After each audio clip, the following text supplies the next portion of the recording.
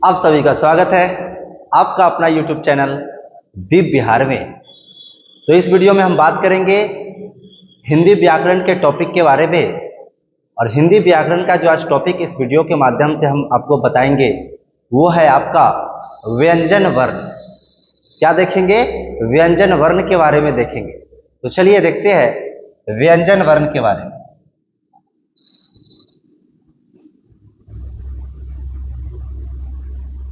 व्यंजन वर्ण देखिए, हम लोग देखेंगे व्यंजन वर्ण के बारे में इस वीडियो के माध्यम से।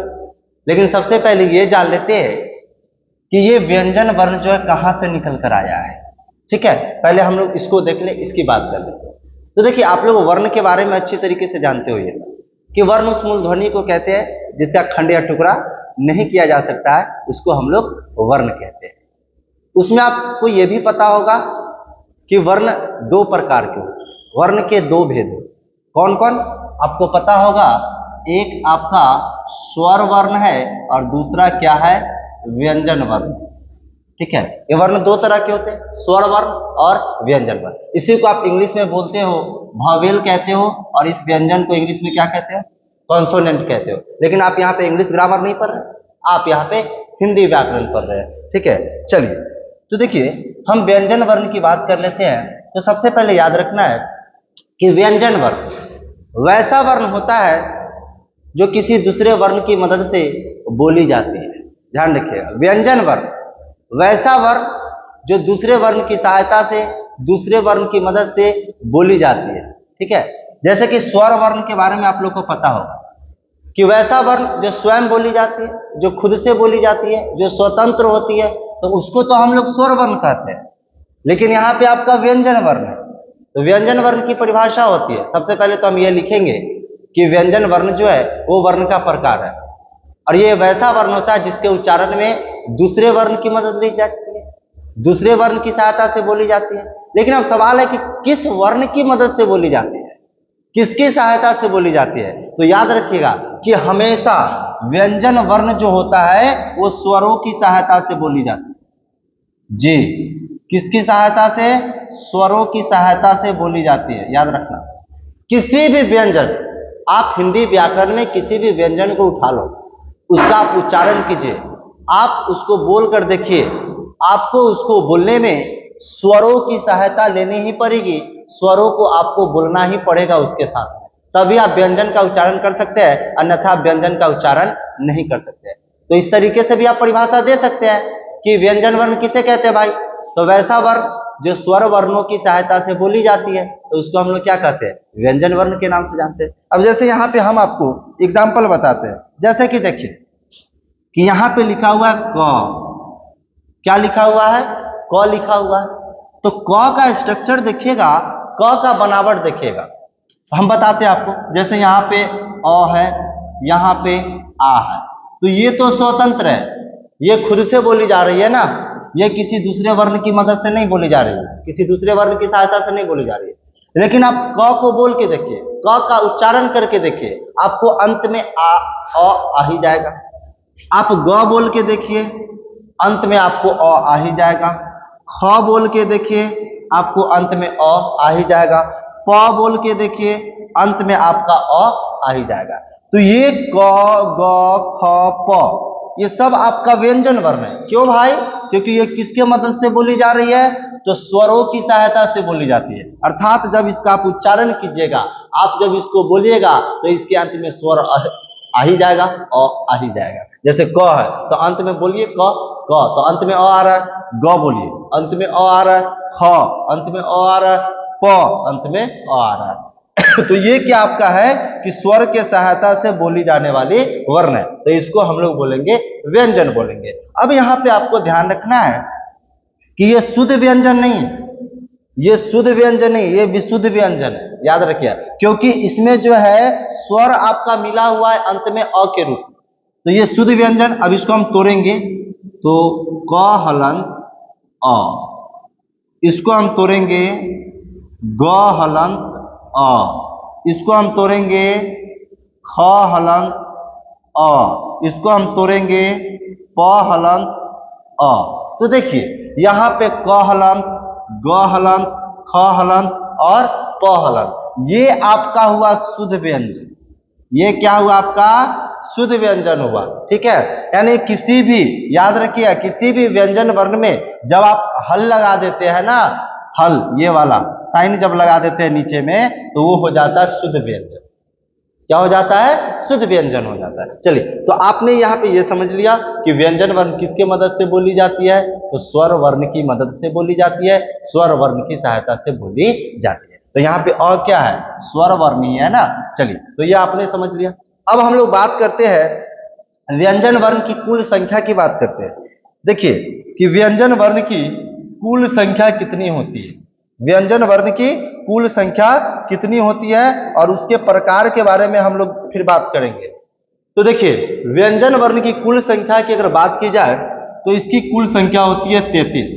ठीक है, व्यंजन वर्ण की अगर कुल संख्या की बात की जाए तो कितनी होती है? 33 होती है। फिर इस 33 पे हम लोग बात करेंगे तो वो 33 कौन कौन से वर्ण है जो व्यंजन वर्ण के अंतर्गत शामिल होते हैं। ध्यान से समझिएगा। देखिए, तो सबसे पहले हम इसके प्रकार के बारे में बता देते हैं कि व्यंजन जो होते हैं वो 3 प्रकार के होते हैं। व्यंजन वर्ण कितने प्रकार के होते हैं? 3 प्रकार के होते हैं। उसके बारे में बात कर लीजिए। सबसे पहला आपका होता है स्पर्श व्यंजन। सबसे पहला कौन होता है? स्पर्श व्यंजन। दूसरा आपका होता है अंतःस्थ व्यंजन। ठीक है, उसके बाद तीसरा आपका होता है ऊष्म व्यंजन। चलिए, तो व्यंजन वर्ण को कितने प्रकारों में बांटा गया? 3, स्पर्श व्यंजन, अंतःस्थ व्यंजन और ऊष्म व्यंजन। देखिए, स्पर्श व्यंजन का मतलब क्या है, अंतःस्थ व्यंजन का मतलब क्या है और ऊष्म व्यंजन का मतलब क्या है, हम तीनों के बारे में बता रहे हैं। देखिए, सबसे पहला आपका है स्पर्श व्यंजन। सबसे पहला क्या है? स्पर्श व्यंजन। उसके बारे में समझिएगा। देखिए, स्पर्श, स्पर्श का मतलब होता है टच होना, छूना। ठीक है, स्पर्श का मतलब टच होना, छूना। मतलब आप जब किसी ऐसे व्यंजन वर्ण का उच्चारण करते हैं, जब आप किसी ऐसा व्यंजन वर्ण को बोलते हैं, तो आपके मुख का जो उच्चारण स्थान है, आपके मुख का जो अनेक भाग है, वो पूरी तरह से स्पर्श होता है, वह पूरी तरह से टच होता है। तो उसके आधार पर इसको बांटा गया। तो ये हो गया आपका ऊष्म व्यंजन। क्या चीज हो गया? ऊष्म व्यंजन। मतलब स्पर्श व्यंजन हो गया। क्या चीज हो गया? स्पर्श व्यंजन। इस चीज को याद रखिएगा।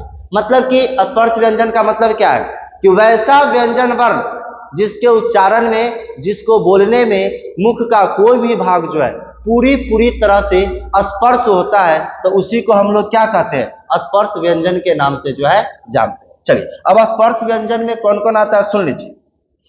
स्पर्श व्यंजन में आता है आपका क वर्ग, च वर्ग, ट वर्ग, त वर्ग और फिर आ जाएगा आपका प वर्ग। ठीक है, याद रखिएगा।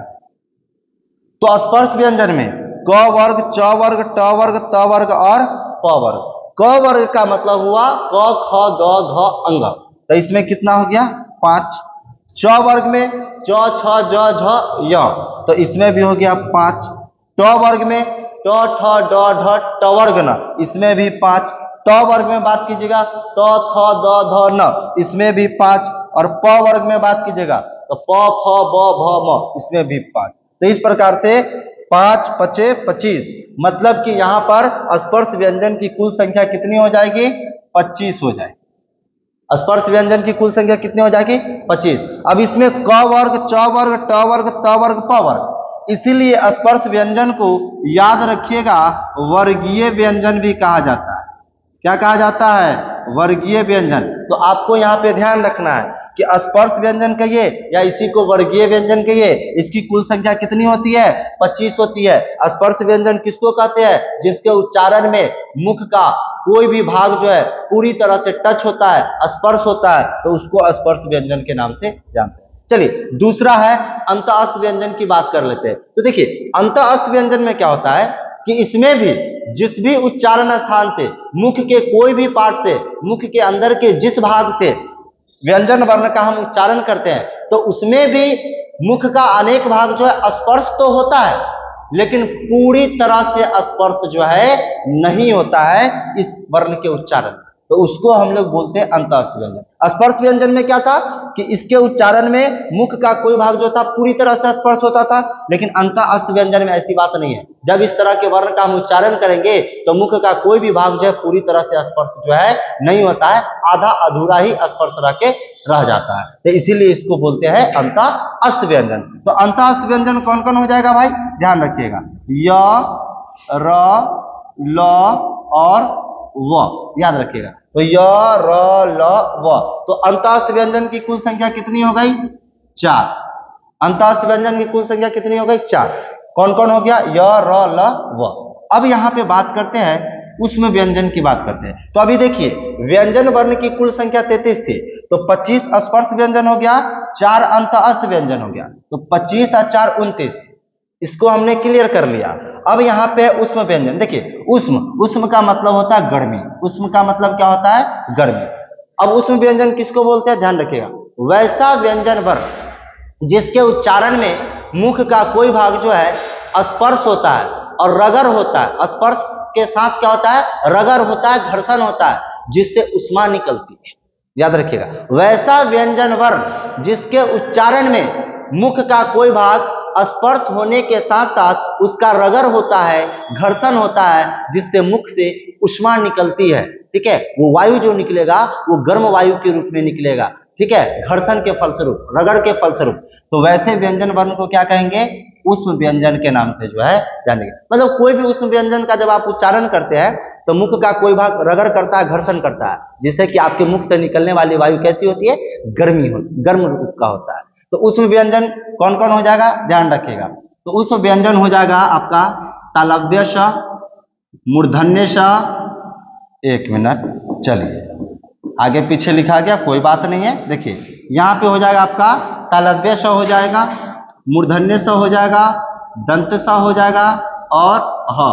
तो इसका एक ट्रिक है उष्म व्यंजन का। देखिए यहाँ पे तालव्य स, मूर्धन्य स, दंत स, ह। तो ऐसे उष्म व्यंजन की भी कुल संख्या कितनी हो गई, 4 हो गई। कितनी हो गई, 4। तो 25, 4 29 और 4 33। तो उष्म व्यंजन की संख्या 4 हो गई। अब उष्म व्यंजन कौन कौन है भाई, तालव्य स, मूर्धन्य स, दंत स और ह। और स कितने तरह के होते हैं, 3 तरह के होते हैं ना। तो आपको उष्म व्यंजन में याद रखना है तीनों स ह, तीनों स ह क्या हो जाएगा आपका, उष्म व्यंजन हो जाएगा। तो याद रखिएगा तालव्य स, मूर्धन्य स, दंत स, यह आपका उष्म व्यंजन के अंतर्गत आता है। तो आपने व्यंजन वर्ण के प्रकार के बारे में देख लिया, इसके संख्या के बारे में देख लिया। यहाँ पे आपने देखा कि व्यंजन वर्ण की कुल संख्या 33 होती है, लेकिन एक और व्यंजन है, याद रखिएगा, द्विगुण व्यंजन। क्या चीज है, द्विगुण व्यंजन, याद रखिएगा। तो अगर द्विगुण व्यंजन सहित आपको व्यंजन वर्ण की कुल संख्या पूछे तो वहां पे आपका हो जाएगा 35, क्योंकि द्विगुण व्यंजन की संख्या कितनी है, 2। हम यहाँ पे आपको बता रहे हैं, एक है ये और एक है ये, एक बड़ी रा और एक बड़ी ढा। ठीक है, ये आपका द्विगुण व्यंजन के अंतर्गत आता है। तो द्विगुण व्यंजन की कुल संख्या कितनी है, 2 है। तो अगर आपसे पूछा जाए कि द्विगुण व्यंजन सहित व्यंजन वर्ण की कुल संख्या कितनी है, तो 35, और केवल ये पूछे कि व्यंजन वर्ण की कुल संख्या कितनी है, तो आपका हो जाएगा 33, जिसमें से स्पर्श व्यंजन हो जाएगा आपका 25। अब कौन कौन 25 है ये हमने चर्चा कर दिया। अंतःस्थ व्यंजन हो जाएगा 4 और उष्म व्यंजन हो जाएगा 4। तो 25, 4 29 और 4 33। तो इस तरीके से आपने ये देख लिया। चलिए, तो बस आज की वीडियो में इतना ही। वीडियो अच्छी लगी हो तो लाइक कीजिएगा, कमेंट कीजिएगा और अपने दोस्तों के साथ भी शेयर कीजिएगा। और यदि इस चैनल को अभी तक सब्सक्राइब नहीं किए हैं तो सब्सक्राइब कर लीजिएगा, क्योंकि इस तरीके का वीडियो जो है हम आपके लिए लेकर आते रहेंगे और आपके नॉलेज को हम बढ़ाते रहेंगे। Thank you, all the best.